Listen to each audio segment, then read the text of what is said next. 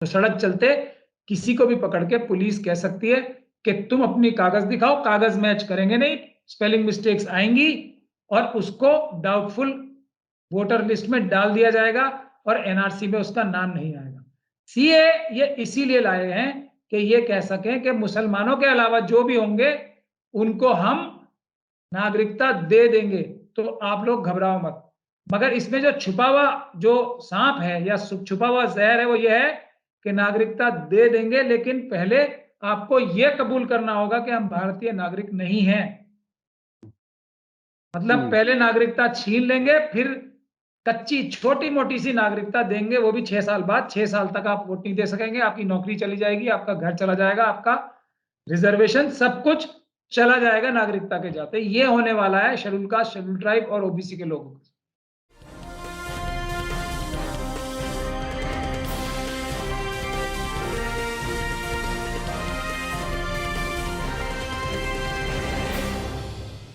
Hello, नमस्कार, आदाब, सत श्री अकाल और अस्सलाम वालेकुम। मैं हूं मोहम्मद अहमद काज़मी, लेकर आया हूं आपका पसंदीदा कार्यक्रम आपके रूबरू।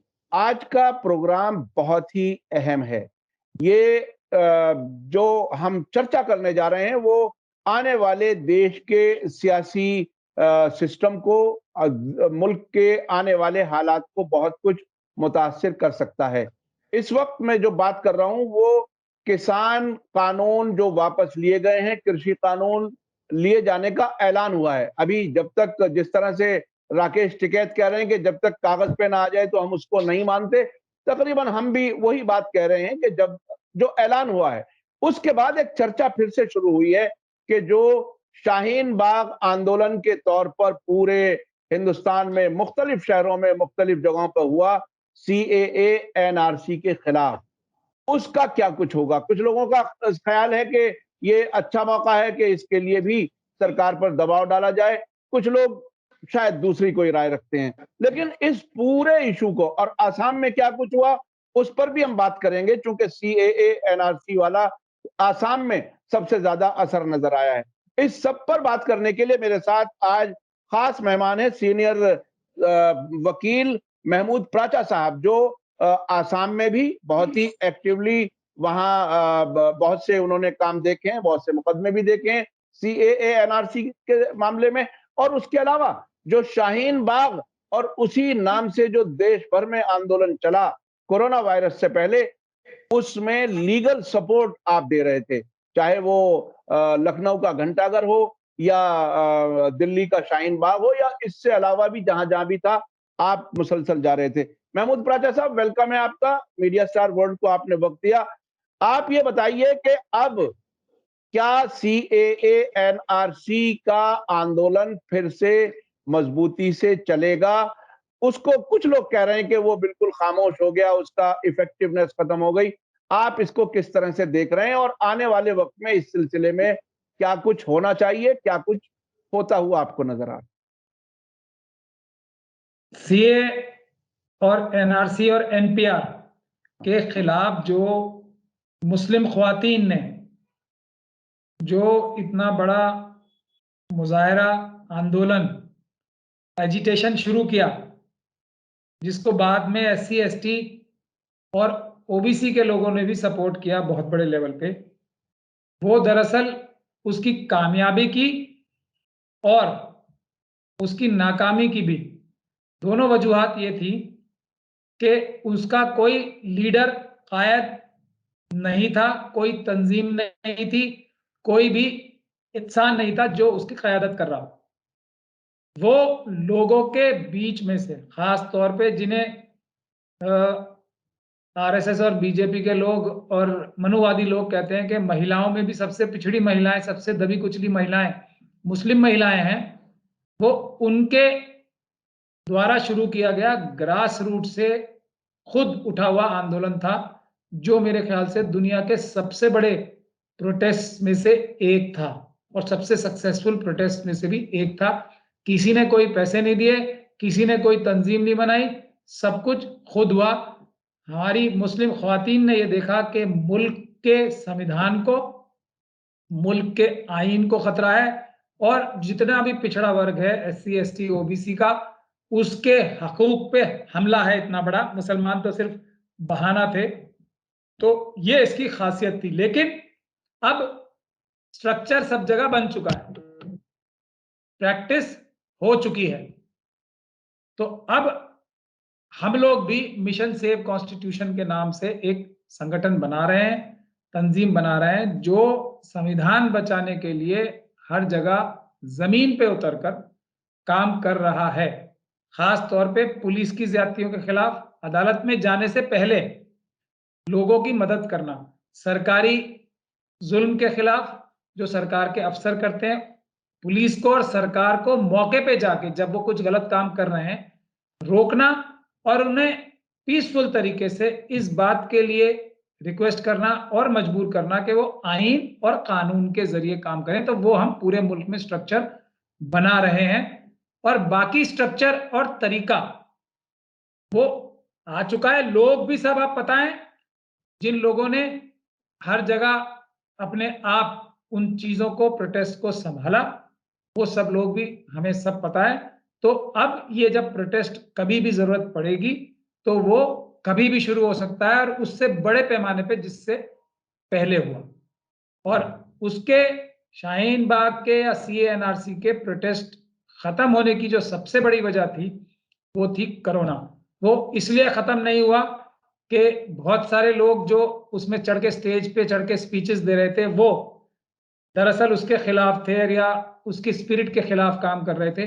किसी भी हमारे मजहबी रहनुमा ने और हमारे पॉलिटिकल लीडर ने कहीं भी, जो खासतौर पे मुस्लिम कम्युनिटी के आते हैं, तो उन्होंने कहीं भी कोई मदद नहीं की, बल्कि कोशिश ये की कि सरकार के कहने में और सरकार की बातों में आकर या सरकार के इशारे पर उसको खत्म कराने की जगह जगह कोशिशें की। बावजूद उसके वो कामयाब था।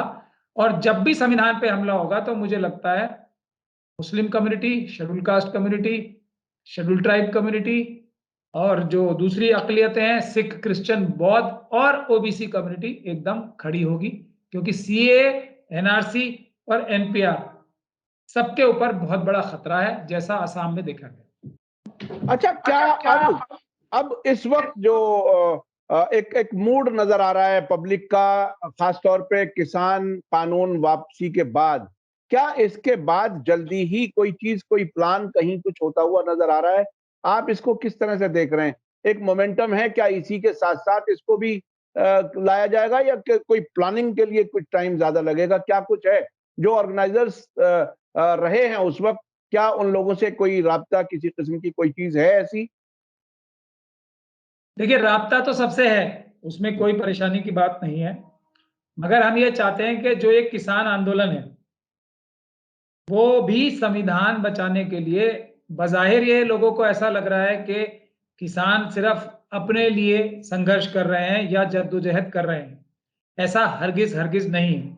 किसान अपनी जमीन बचाने के लिए, क्योंकि ये सब अडानी, अंबानी और चाइनीज कंपनियां खरीद लेती अगर ये कृषि बिल पास हो जाते, तो अपनी जमीन बचाने के लिए, अपना प्रोफेशन बचाने के लिए और अपनी इज्जत और अपना वजूद बचाने के लिए तो लड़ ही रहे थे, बल्कि वो इस बात के लिए भी लड़ रहे थे कि हम और आप कल को जो 1 रुपए की चीज आती है वो 100 रुपए में या 50 रुपए में ना खरीदें। गेहूं, चावल, दाल, जो भी एग्रीकल्चर का जो प्रोड्यूस होता है उसकी कीमतें ये मोनोपोलाइज करके कंपनियां वो उसके दाम बढ़ा देती है, और आम आदमी को उसका असर और नुकसान किसानों से भी ज्यादा झेलना पड़ता। तो ये लड़ाई किसान जो लड़ रहे हैं, अभी हम इसे सपोर्ट कर रहे हैं, जाहिराना भी और गायबाना भी, और एकदम उनको सफलता मिली है।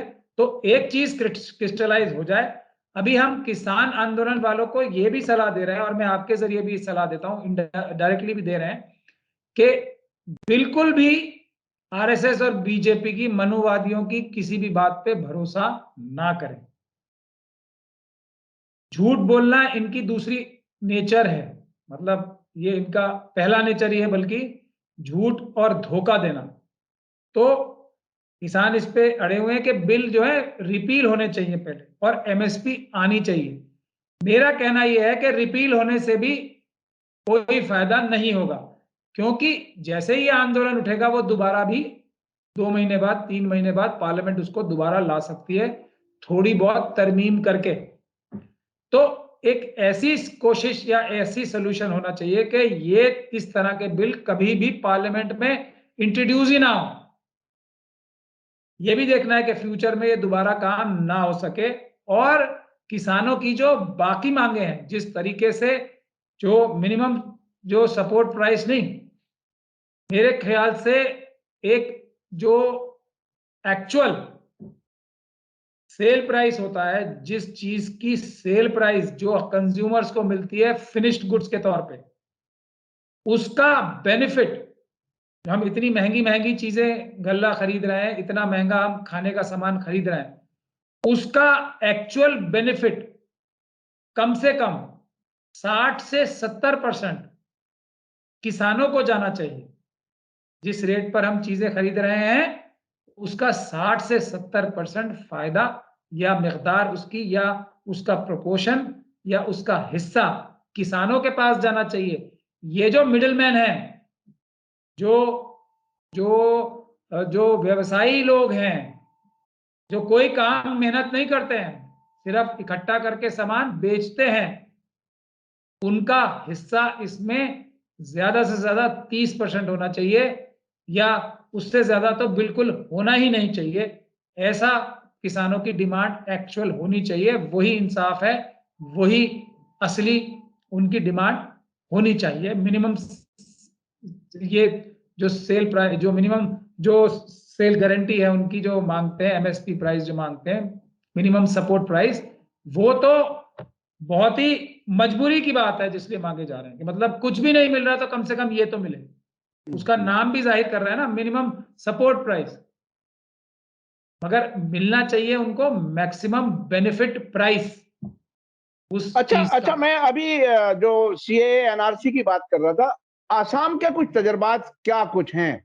आसाम से पूरा देश क्या कुछ सीख सकता है ताकि उन्हें और ज्यादा हकीकत, चूंकि एक गैप हुआ है, लोगों की भूलने की आदत जरा जल्दी होती है। आप थोड़ा सा वो बता दीजिए कि आसाम में क्या कुछ हुआ है और किन हालात से लोगों को गुजरना पड़ा है।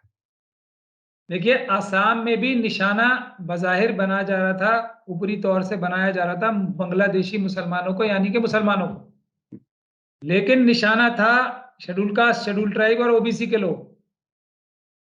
ये बुनियादी वजह थी। और जो लिस्ट निकल के आई एनआरसी की, नेशनल रजिस्टर ऑफ सिटीजन्स, जो सुप्रीम कोर्ट की निगरानी में हुआ, तो आप देख सकते हैं कि कितनी उस पर पैनी नजर रखी गई होगी। हालांकि उसमें भी बहुत सारी कोताहियां और कमियां रही। तो उस हिसाब से जब किया गया, तो 65 से 70% लोग नॉन मुस्लिम निकले उसमें, जिनकी नागरिकता चली गई, यानी कि एससी एसटी और ओबीसी 65 से 70% निकले, सिर्फ 30% मुसलमान निकले। और मैं ये पूरे जिम्मेदारी और दावे के साथ कह रहा हूं, ये भी जो 30% हैं, इनके पास भी इतने मजबूत कागज हैं कि ये सारे भी नागरिकता प्राप्त कर लेंगे। लेकिन हमारे जो शेड्यूल कास्ट, शेड्यूल ट्राइब और ओबीसी के भाई हैं, शेड्यूल कास्ट और शेड्यूल ट्राइब के भाई तो खास तौर पे भाई बहन हैं, क्योंकि उनके पास तो जमीन के कोई भी कागज सैकड़ों हजारों साल से रहे ही नहीं है, तो उनके ऊपर असली निशाना है। और ये आसाम के मॉडल ने हमें दिखा दिया, यही काम ये पूरे मुल्क में करना चाहते हैं, क्योंकि इनको कोई वोट नहीं देना चाहेगा। अगर ये मुसलमानों की नफरत नहीं फैलाएंगे तो कोई वोट नहीं देगा, और ये नफरत ज्यादा दिन तक काम नहीं करेगी, ये भी जानते हैं वो। तो क्या करना चाहते हैं ये आरएसएस के और बीजेपी के लोग, कि एससी एसटी ओबीसी की नागरिकता छीन लें, वोटिंग राइट्स ही छीन लें, समझ रहे हैं आप, जी जी और जी। इनके प्रॉपर्टी के रखने के हक छीन लें, इनकी जो नौकरियां हैं वो छीन लें, रिजर्वेशन छीन लें। अगर नागरिकता ही डाउट में आ गई, जो कि असम में हुआ, क्यों? क्योंकि किसी भी भारतीय के अगर कागज चेक किए जाएंगे तो उसमें स्पेलिंग मिस्टेक्स होंगे, वो गलती भी एकदम, जो इलेक्शन कमीशन के ऑफिसर्स आते हैं, या जो हमारे जो ये राशन कार्ड बनाते हैं, जो हमारे दूसरे डॉक्यूमेंट्स बनाते हैं वो स्पेलिंग मिस्टेक्स करते हैं जानबूझ के, बेध्यानी में। नुकसान किसको होता है? नागरिक को। तो कहने का मतलब यह है किसी भी नागरिक, चाहे वो किसी भी फिरके से ताल्लुक रखता हो, पेपर्स किसी की स्पेलिंग मिस्टेक्स होंगे ही होंगे। तो सड़क चलते किसी को भी पकड़ के पुलिस कह सकती है कि तुम अपनी कागज दिखाओ, कागज मैच करेंगे नहीं, स्पेलिंग मिस्टेक्स आएंगी और उसको डाउटफुल वोटर लिस्ट में डाल दिया जाएगा और एनआरसी में उसका नाम नहीं आएगा। सीए ये इसीलिए लाए हैं कि ये कह सकें कि मुसलमानों के अलावा जो भी होंगे उनको हम नागरिकता दे देंगे, तो आप लोग घबराओ मत। मगर इसमें जो छुपा हुआ जो सांप है या छुपा हुआ जहर है वो ये है कि नागरिकता दे देंगे, लेकिन पहले आपको यह कबूल करना होगा कि हम भारतीय नागरिक नहीं हैं। मतलब पहले नागरिकता छीन लेंगे, फिर कच्ची छोटी मोटी सी नागरिकता देंगे, वो भी 6 साल बाद। 6 साल तक आप वोट नहीं दे सकेंगे, आपकी नौकरी चली जाएगी, आपका घर चला जाएगा, आपका रिजर्वेशन सब कुछ चला जाएगा नागरिकता के जाते। ये होने वाला है शेड्यूल कास्ट, शेड्यूल ट्राइब और ओबीसी के लोगों को। यही हमने असम से सीखा और इसी वजह से हमने ही सबसे पहले जब समझाना शुरू किया शेड्यूल कास्ट, शेड्यूल ट्राइब और ओबीसी के लोगों को, तो वो बड़ी संख्या तौर में तादाद में सीए, एनआरसी और एनपीआर के प्रोटेस्ट में जुड़ने लगे, जिससे सरकार सबसे ज्यादा आरएसएस और बीजेपी घबरा गई। अच्छा, ये जो नफरत की बात जो जो आपने कही कि नफरत बहुत ज्यादा नहीं चल सकती और इसका भी एक टाइम होता है, और आपने ये भी बताया कि ये ओबीसी और एससी एसटी के खिलाफ बड़ी साजिश है, मुसलमानों से भी ज्यादा। तो इसमें अब पूरे अगर अगर देशव्यापी तौर पर पूरे देश में ये लागू होता है तो ये तो एक बहुत बड़ा कोहराम होगा। अगर अगर ऐसा कुछ हुआ तो इससे बचने के लिए, अवेयरनेस के लिए, लोगों में जागृति पैदा करने के लिए क्या कुछ किया जा सकता है, क्या कुछ करना चाहिए लोगों को?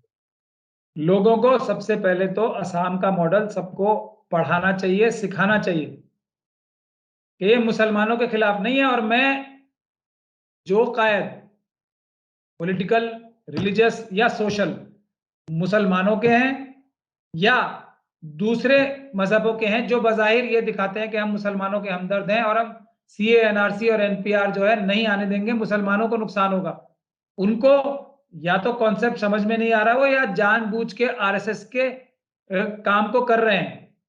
ये मुसलमानों का इशू नहीं है, बिल्कुल हरगिज हरगिज नहीं है। ये देश के संविधान को खत्म करके लोगों के वोटिंग राइट्स छीनने का रास्ता है। जो लोग बीजेपी को और आरएसएस को, जो कि मनुवादी मानसिकता रखते हैं, उनको वोट नहीं देंगे, उनको डाउटफुल वोटर्स की कैटेगरी में डालने का सबसे बड़ी साजिश है ये जो असम में हुआ। और उनके हर एक हकूक छीन कर उनको पुराने वाले मनुस्मृति का दौर में ले जाने के लिए, जहां ना पढ़ाई करने का हक है किसी को, ना बिजनेस करने का, ना जमीन रखने का, ना जायदाद रखने का, ना रिजर्वेशन तो चली जाएगी, ना किसी सवाल को पूछने का। नागरिकता गई, डाउटफुल हुई तो सब कुछ खत्म हो जाएगा। सब हमारे हकूक जो आते हैं नागरिकता की बुनियाद पे आते हैं। उसके बाद तो गुलामों से भी बदतर स्थिति हो जाएगी, कुछ भी नहीं कर सकते।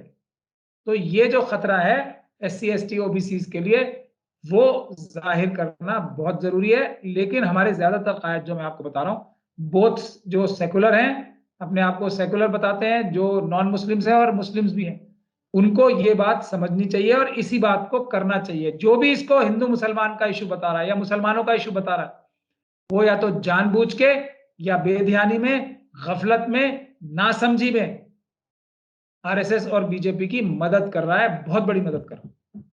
अच्छा, आपने दिल्ली दंगों में भी काफी काम किया, बहुत लोगों को, आरएसएस बीजेपी के लोगों को भी जेल भेजने भेजने का काम किया, और अभी त्रिपुरा में आपको कोई एक बड़ी कामयाबी मिली है, उसके बारे में थोड़ा सा बता दीजिए। क्योंकि त्रिपुरा के मामले में खुद सुप्रीम कोर्ट के मुझे याद है 4 वकील गए थे और उनके खिलाफ यूएपीए का केस लग गया। और अब जो भी कोई आवाज उठाता है, और जो वीडियो, जो तस्वीरें वहां की हैं, जिस हालत में आज भी वहां मिल सकता है, सबूत है, लेकिन उसके बारे में भी बहुत ही आसानी से लोगों को यूएपीए लगा करके डराया जा रहा है। आपको यूएपीए केस में किस तरह से इसमें कामयाबी मिली, क्या कुछ हुआ, थोड़ा सा बता दीजिए इस पर। एक मॉडल है गुजरात मॉडल के, जो जुल्म करते हैं आरएसएस और बीजेपी के लोग, उसको दुनिया की नजर से छुपाने का सबसे अच्छा और आसान तरीका जो निकाला गया है वो ये है कि मजलूम की आवाज ही दबा दो। मजलूम के ऊपर हुए जुल्मों को दुनिया के सामने ना आने दो, उसी को चोर ठहरा दो जो जिसके साथ जुल्म हुए, और उसकी आवाज किसी तरह भी बाहर ना जाने दो, और अपना नैरेटिव जो ये क्रिमिनल मीडिया है उसके जरिए ये नैरेटिव के गलती जो थी मजलूमों की थी, गुजरात के केस में मुस्लिम्स की, और दूसरी जगह पे आप देख रहे हैं शेड्यूल कास्ट शेड्यूल ट्राइब की, और सिखों की भी और क्रिश्चियंस की भी। ग्राहम स्टेन्स को या भी किसान आंदोलन में सिखों को आतंकवादी बताया जा रहा था, खालिस्तानी बताया जा रहा था। ये फॉर्मूला है, और उसके लिए सारा जो सरकारी तंत्र है, जो बेईमान करप्ट ऑफिसर्स हैं, उनको इस्तेमाल करके, क्रिमिनल मीडिया को इस्तेमाल करके एक नैरेटिव ऐसा तैयार कर दो, उनकी आवाज बाहर ना आने दो, उनके सबूत बाहर ना आने दो। यही दिल्ली दंगों में किया इन्होंने, यही गुजरात में किया, यही यूपी में किया, यही मध्य प्रदेश में किया। जहां जहां आरएसएस की सरकारें होंगी वही काम अब त्रिपुरा में भी आ रही है। त्रिपुरा में इतनी ज्यादा करप्शन इस सरकार ने मचाई है, दोनों हाथों से लूटा है त्रिपुरा, बर्बाद कर दिया त्रिपुरा की इकोनॉमी को। हर वहां पे बेहाल हैं लोग, ट्राइबल स्टेट है, लूट लिया ट्राइबल स्टेट को। ठीक, अब फॉर्मूला क्या है? मुसलमानों की नफरत के अलावा तो कोई फॉर्मूला ही नहीं है चुनाव जीतने का, वरना बीजेपी और आरएसएस का कोई भी कैंडिडेट अपनी जमानत ही नहीं बचा पाएगा, इतने ज्यादा एक्सपोज हो चुके हैं। तो वही रेगुलर फॉर्मूला, रेगुलर फॉर्मूले के तहत बीएचपी को परमिशन दी गई जुलूस निकालने की, वहां इश्तियाल अंगेज नारे हुए, और उन्होंने सारी तूफाने बदतमीजी जो वो करते हैं, जिसकी वीडियो पूरी दुनिया ने देखी। अब वहां सिर्फ मुसलमानों को नहीं डराया जा रहा है, ट्राइबल्स को डराया जा रहा है, शेड्यूल कास्ट को डराया जा रहा है। देखो हमने मुसलमानों के साथ क्या कर दिया, हमारा कुछ नहीं बिगड़ा, तुम भी चुप रहो, चुपचाप हमें वोट दो। यही हो रहा ना। तृणमूल कांग्रेस की मेंबर ऑफ पार्लियामेंट क्या फाइल कर रहे हैं पिटिशंस के, तृणमूल कांग्रेस के लोगों को भी मारा जा रहा है। ठीक, तो ये इनका मॉडल है, वही मॉडल किया। लेकिन वहां खुशी की बात यह है कि एक कम से कम तहरीक फरोगे इस्लाम जो है, उसमें मौलाना कमर गनी उस्मानी, अल्लामा कमर गनी उस्मानी की टीम, मजबूत टीम, और भी कई हमारी उलिमाओं की टीमें गई थी, उन्होंने सर्वे किया। उनमें से कुछ लोगों ने यह भी बोला कि वहां सब कुछ ठीक ठाक है, कुछ थोड़ा बहुत एक मस्जिद को नुकसान हुआ था, वो हमारे नॉन मुस्लिम भाइयों ने बनवा दी। तो ऐसे भी बयान देके उसको रफा दफा करने के लिए आरएसएस और बीजेपी की मदद करने के लिए बहुत सारी तंजीमें जाके, जो उनका एक रस्मी दौरा होता है जिसमें वो जाके मस्जिदें बनवा देते हैं, जिसमें जाके वो लोगों की मदद कर देते हैं, घर बनवा के दे देते हैं जो जला दिए गए, वो रस्मी दौरा हो गया था वहां पे भी, और सरकार ने भी उसकी तारीफें कर दी थी कि ये देखो कितने अच्छे लोग आए थे, उन्होंने बता दिया कि कोई जुल्म ज्यादती हुई ही नहीं है यहाँ पे। तो लेकिन ये एक धंधा है, जितने जुल्म होंगे उतने ज्यादा लोग मजलूमों की मदद करने के लिए पैसे देंगे। तो बहुत से तंजीमें और लोग तो हैं कि इसका इंतजार करते हैं, या इस चीज के लिए ही उनका जो एग्जिस्टेंस है या उनका धंधा ही तभी चलता है जब कोई जुल्म होगा, तभी तो वो जाएंगे, तभी लोग उन्हें पैसे देंगे। अब इसकी कोई अकाउंटेबिलिटी तो है नहीं, कितने पैसे आ रहे हैं और कितने खर्च हो रहे हैं, इसकी तो कोई अकाउंटेबिलिटी लोगों के सामने है ही नहीं कभी। भाई सरकारें भी चलती हैं, सीएजी होता है, ये इतनी बड़ी बड़ी मिल्लत की जो तंजीमें हैं, इसका कोई सीएजी है? कहीं कोई हिसाब किताब नहीं दिया जाता। हाँ, कहीं कोई हिसाब किताब नहीं दिया जाता, कोई हिसाब किताब कोई मांग ही नहीं सकता। अब इनकी जो हैसियतें हैं, ये भी एक बुनियादी सवाल है, और हमारे जो मुस्लिम कम्युनिटी है उसके लिए बहुत बड़ी ये जरूरत है। इससे बहुत नुकसान हो रहा है हमारा मुस्लिम कम्युनिटी का, कि हम लोग जाके सवाल नहीं करते। हम ये सोचते हैं कि ये बहुत बड़े लोग हैं, ये बड़े लोग इसलिए हैं क्योंकि हम इनके पीछे हैं, ये हमारी नुमाइंदगी कर रहे हैं। तो हमारे से सर्वेंट्स हैं एक तरह से हमारे, जैसे प्राइम मिनिस्टर, चीफ मिनिस्टर, अफसर, सरकारी ओहदेदारान, जजेस पब्लिक के नौकर हैं, सर्वेंट है, पब्लिक सर्वेंट है। ये मिली तंजीमों के जो कायद हैं, वो भी मुसलमानों के नौकर हैं।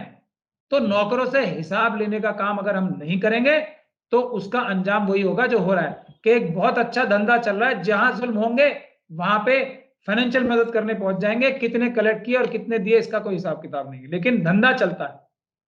लेकिन मौलाना कमर गनी उस्मानी के को अरेस्ट क्यों किया गया, उनकी टीम को? उन्होंने जाके सबसे पहले तो पूरी कानूनी तरीके से पुलिस स्टेशन गए। पहले वो कहा कि हम जाएंगे और जो लोगों के साथ जो भी हुआ है, अगर वो अपनी आवाज कानूनी तौर से नहीं उठा पा रहे तो हम उनकी कानूनी मदद करेंगे कि वो कोर्ट में केस फाइल कर सकें, और न्याय सबूतों के आधार पे हमारा जो आईनी तरीका है उससे उनको न्याय अगर मिल रहा है तो बड़ी खुशी की बात है, हम आ जाएंगे। नहीं मिल रहा तो हम उनकी मदद करेंगे कि वो वकीलों के जरिए अपनी जो जो फरियाद है अदालत तक ले जाएं, और उसमें इंसाफ के लिए कोशिश करने के लिए गए थे। इसी काम से आरएसएस और बीजेपी को सबसे बड़ी प्रॉब्लम इस काम से, आप तकरीरें कर लें, रेजोल्यूशंस पास कर लें, तंजीमों में रिप्रेजेंटेशंस दे दें, कोई मुजाहरा भी कर लें छोटा मोटा जैसा होता है रस्मी तौर पे, तो उनसे उन्हें कोई परेशानी नहीं है, उससे उनको फायदा ही होता है। हमें भी फायदा, जो तंजीम के लोग हैं पैसे इकट्ठे करने में, उन्हें भी फायदा कि ये हो जाता है कि सबको लग जाता है कि हाँ हद इनकी ये है, इसके अलावा इनकी कोई हैसियत नहीं है मुस्लिम कम्युनिटी की या एससी कम्युनिटी की या एसटी कम्युनिटी की, ये इतना ही कर सकते हैं और खुल के करो इनके साथ जुल्म, कुछ नहीं होगा। तो मौलाना कमर गनी उस्मानी और इनकी टीम ने जाके उसका उल्टा किया कि हम तो ये काम करने आए हैं यहाँ पे, हम घर बनाने नहीं आए हैं यहाँ पे, हम पैसे देने नहीं आए हैं यहाँ पे, हम ये काम करने आए हैं। उन सरकारी अफसरों ने अगर कोई गलत काम किया उसके खिलाफ एक्शन लेने आए। तो अब जब हमने कोर्ट में केस बहस की तो कोई भी सबूत, चार्ज जो उनके पास सबूत थे उसमें से मैंने यही आर्ग्यू की, और आप तो इसका सबसे बड़ा एग्जांपल हो, जल्दी बेल होने का, आपसे भी जल्दी हो गई, इसमें एक और रिकॉर्ड कायम हो गया है 19 दिन का। तो बड़ी जो बात है। 19 दिन का रिकॉर्ड कायम हुआ है, वर्ल्ड रिकॉर्ड है ये। तो इसमें ये है कि हमने ये दिखाया जज साहब को कि सारी चीजें सच भी मान ली जाए तो कोई भी ऑफेंस बनता ही नहीं है, ना यूएपीए का, ना दुश्मनी फैलाने का दो दो कम्युनिटीज में। ये तो सरकार के अफसरों के खिलाफ कानूनी कार्रवाई करने गए थे, मजलूमों को इंसाफ दिलाने गए थे, किसी दूसरी कम्युनिटी के बारे में तो इन्होंने एक लफ्ज भी नहीं बोला। तो फिर ये ऑफेंसेस बनते ही नहीं है। जो सारा नैरेटिव, झूठा नैरेटिव आरएसएस की, बीजेपी की, त्रिपुरा की सरकार बनाना चाहती थी, कुछ भ्रष्ट ऑफिसर्स उनके, वो नैरेटिव ही इस केस से गिर गया कि हाँ इन्होंने कुछ कम्युनल काम किया ही नहीं। वहां की सरकार, देखिए कुछ इंसिडेंट हो जाए, ये मैं पुलिस की जो कमी बता रहा हूँ, जो दिल्ली दंगों में भी सब जगह होती है, कोई इंसिडेंट हो भी जाए, अगर पुलिस के भ्रष्ट अधिकारी कुछ जो हैं, जो होते हैं, वो अगर साथ नहीं होंगे दंगाइयों के, वो हमलावरों के साथ नहीं होंगे, तो चलिए उन्होंने कर लिया, उसके बाद तो मुकदमे दर्ज करके उनको अरेस्ट करेंगे ना सबको। त्रिपुरा में आप लिस्ट उठा के देख लीजिए, विश्व हिंदू परिषद के जिन लोगों ने परमिशन मांगी थी 26 तारीख की रैली निकालने की, उनमें से कितने लोगों को अरेस्ट किया गया, इससे ही साफ हो जाएगा कि किसकी पुष्टपनाही पे नहीं, किसके इनिशिएटिव पे ये रैली निकाली गई और ये हमले किए गए। अगर हमले हुए थे, पुलिस उस वक्त नहीं रोक पाई थी, जिसको अब वो तस्लीम कर रहे हैं कि हाँ कुछ तो हुआ था, तो अब एक्शन ले लें उनके खिलाफ, विश्व हिंदू परिषद वालों के खिलाफ नहीं लेंगे। यही हमारा सबसे बड़ा सबूत और दलील है। बहुत बहुत शुक्रिया महमूद प्राचा साहब, आपने आज कई बातें बहुत ही अहम कही। एक तो जिसको अभी तक देश गोदी मीडिया कहता था, उसको आपने क्रिमिनल मीडिया कहा। जाहिर है वो तजर्बात बता रहे हैं, जिस तरह से वो करते हैं वो सारी बात आ रही है। और जो मुस्लिम तंजीमें हैं, जो किसी भी, जैसा कि आपने कहा कि किसी भी जुल्म होने का इंतजार करते हैं ताकि उनकी दुकानें चलें, ये बहुत बड़ी हकीकत है जिस पर मेरे ख्याल से सभी को गौर करने की जरूरत है और सवाल करना चाहिए। सवाल वो उन्हें अपना नौकर समझ करके सवाल करना चाहिए, ना कि कायद। ये बहुत ही इंपॉर्टेंट है। उसके बाद आपने ये बताया कि ये सीएए, एनआरसी, एनपीआर, ये साजिश मुसलमानों के खिलाफ नहीं है। जो इसे हिंदू और मुस्लिम के बीच में बांटता है वो आरएसएस के प्रोजेक्ट पर काम कर रहा है, बल्कि ये एससी एसटी बैकवर्ड के खिलाफ है, जो बहुत बड़े पैमाने पर लोगों को वोट देने के इख्तियार से जो इख्तियार खत्म करना चाहता है और अपनी मर्जी की सरकारें आगे बनाते रहना चाहता है। बहुत बहुत शुक्रिया, आपने मीडिया स्टार वर्ल्ड को वक्त दिया। हम चाहेंगे कि आपसे फिर कुछ और इश्यूज पर भी बात करते रहें। इसी के साथ मुझे दीजिए इजाजत। धन्यवाद, शुक्रिया। जय भारत, जय हिंद। मीडिया स्टार वर्ल्ड के और वीडियो देखने के लिए हमारे चैनल को सब्सक्राइब करें और सीधे नोटिफिकेशन पाने के लिए बेल आइकन दबाएं। और अगर हमारी खबर सच्ची और अच्छी लगे तो अपने व्हाट्सएप, इंस्टाग्राम, फेसबुक और ट्विटर अकाउंट पर जरूर शेयर करें।